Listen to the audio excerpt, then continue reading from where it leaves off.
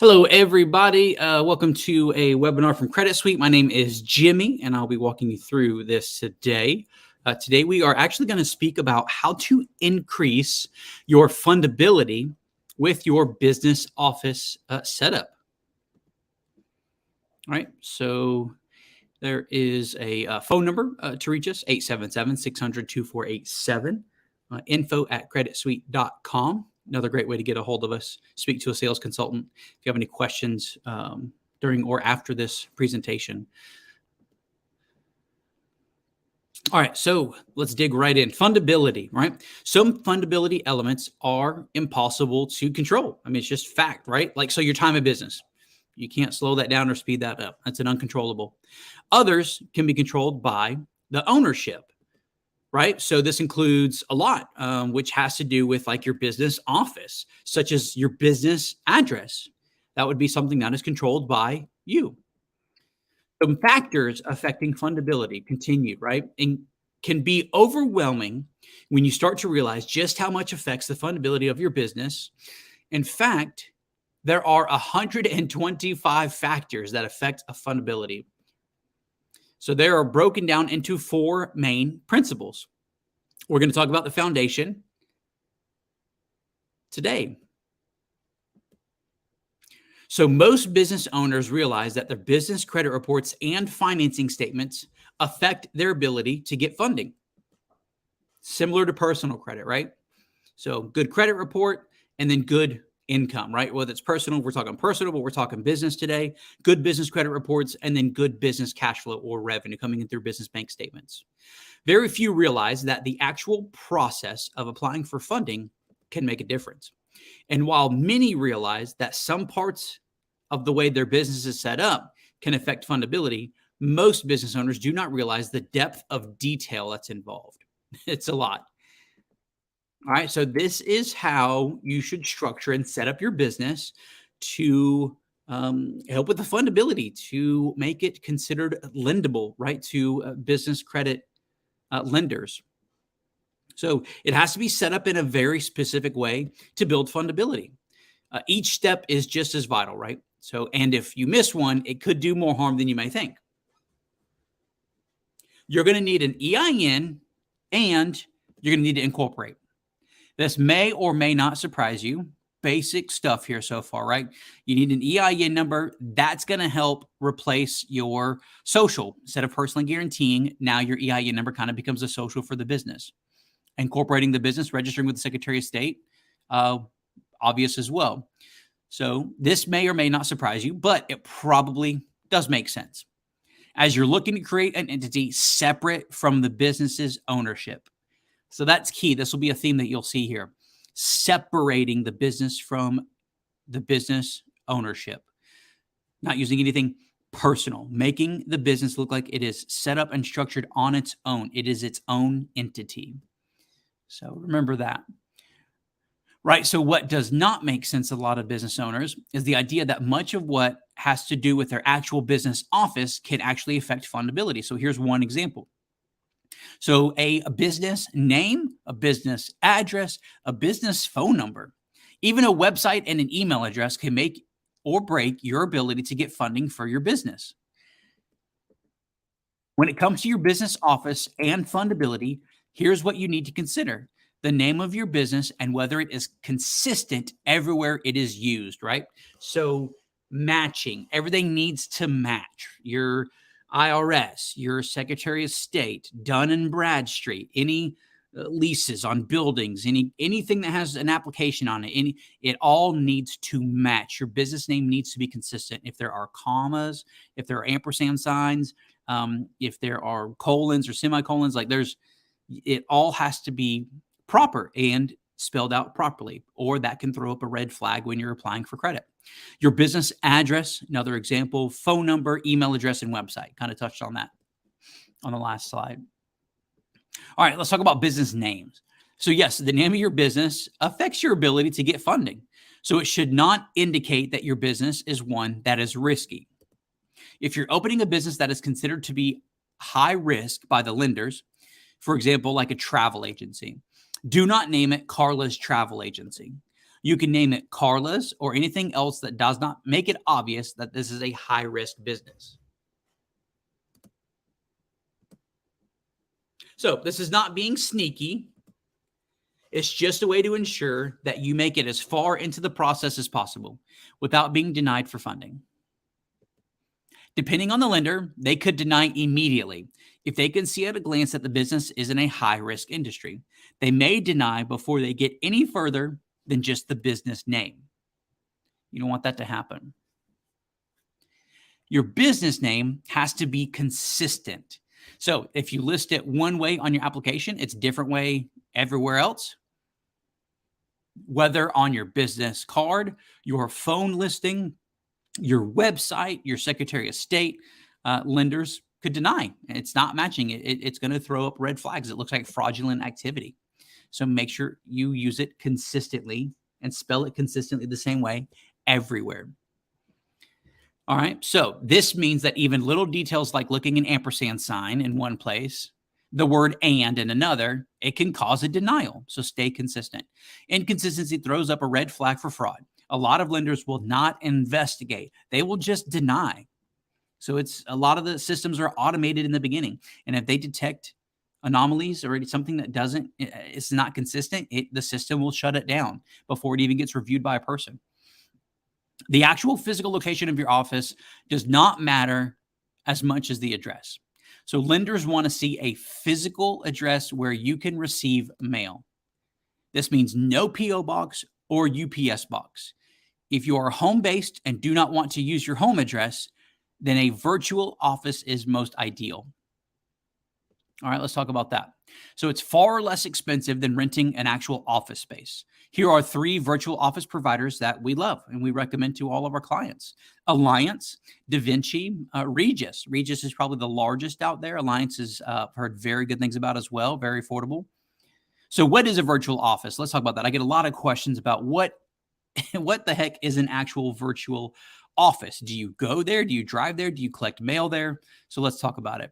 So according to Wikipedia, a virtual office is part of the flexible workspace industry that provides businesses with any combination of services, space, and or technology without those businesses bearing the capital expenses of owning or leasing a traditional office. So we just said it. This does not require for you to have that overhead, that expensive overhead of owning or leasing an actual traditional office. It gives you an affordable option.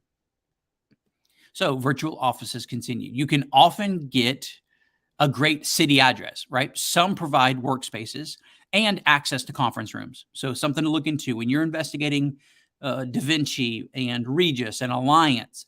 If you want access to a conference room or meeting space quarterly for your board or monthly for shareholders or for you and a partner to meet, then some of those provide and include and give you access to that. So something to look for and ask questions about.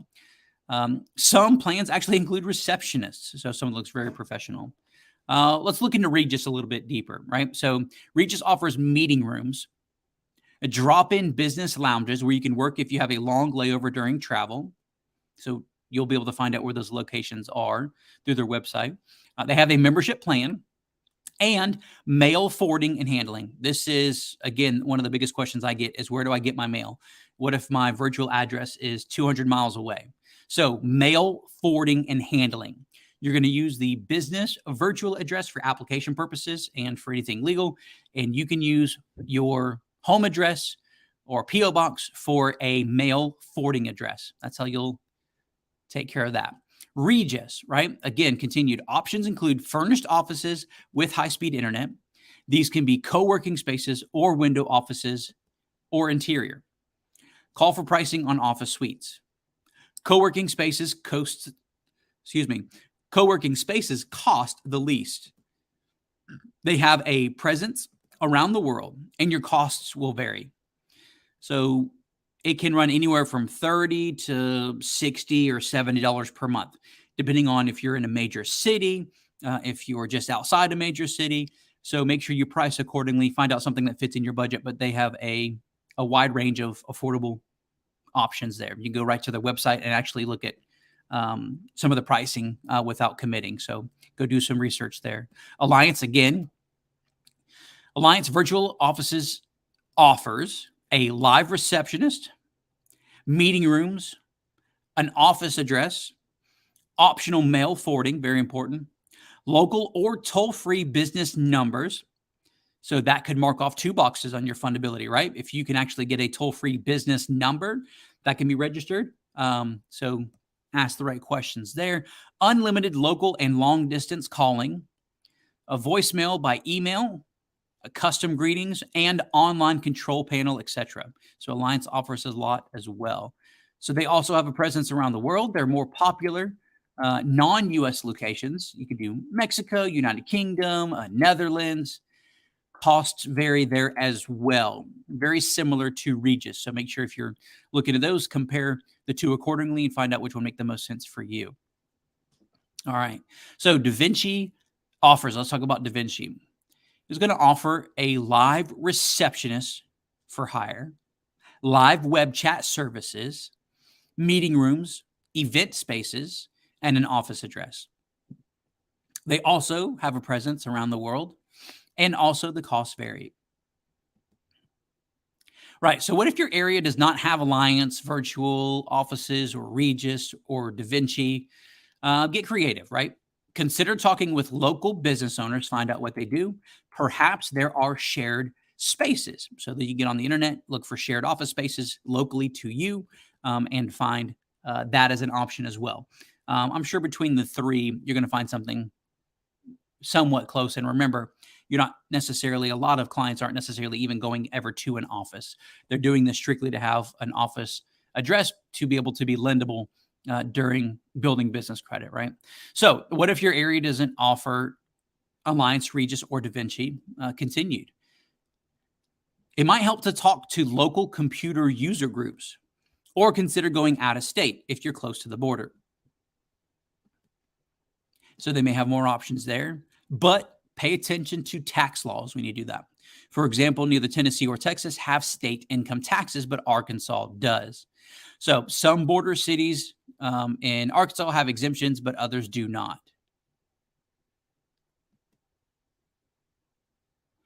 Two important things to remember about your business address.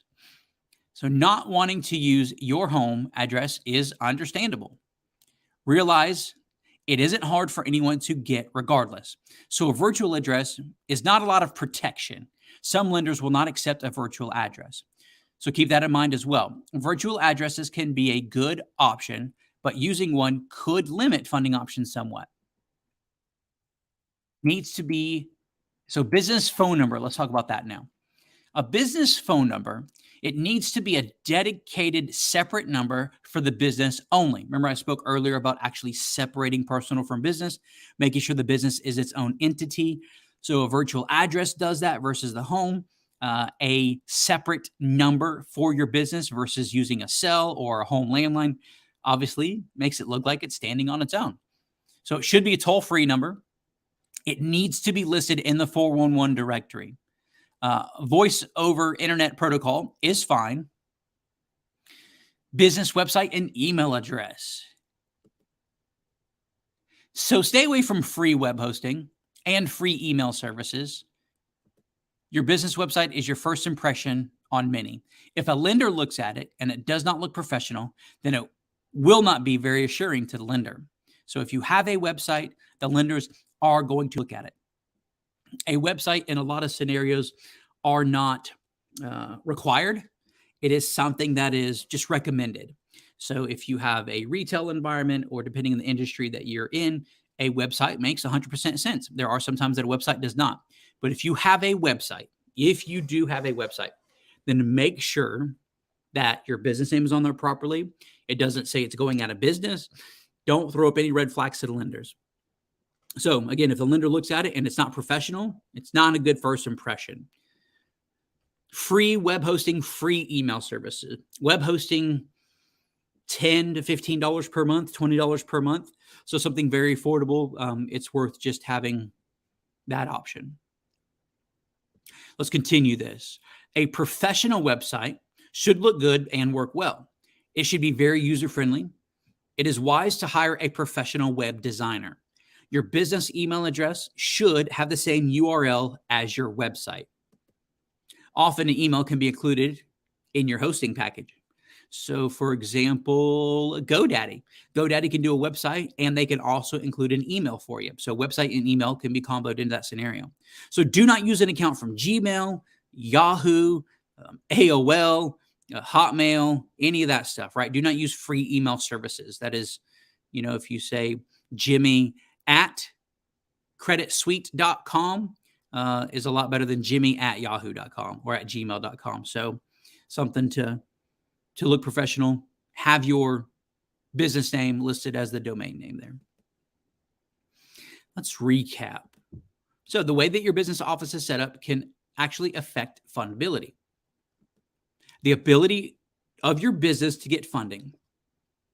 Your business name, address, phone number, and even website and email address can all cause issues. Sometimes those issues are due to seemingly small details. This is something that can all be taken care of right from the very beginning. If you started a business this week, this month, if you're thinking about starting one tomorrow or in the next month, this needs to be something that you tackle first. Set it all up properly from the very beginning. If you've been in business for a little while and you're not receiving approvals without being able to personally guarantee, if you're not getting funding or building business credit, give us a call. We can help you out with all this. But you need to set up your fundability factors properly. That could be the reason why you're being denied. All right. So if you want more information, please see this presentation's description.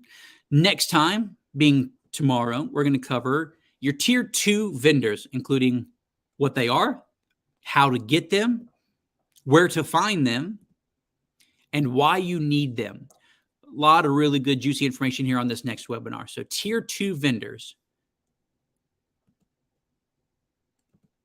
All right. So easily and quickly get financing. You get access to every legitimate funding program in one place.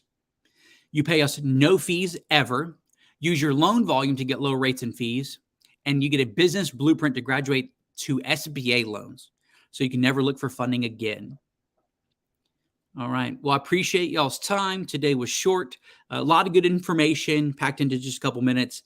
But this is very beginning stuff. This is basic foundation and fundability work. This needs to be tackled before you start building business credit. Again, give us a call. We can help you out. 877-600-2487. This video will be available to rewatch on our YouTube channel. So you can go to youtube.com and subscribe to Credit Suite's YouTube channel and watch all of our webinars immediately after they get done.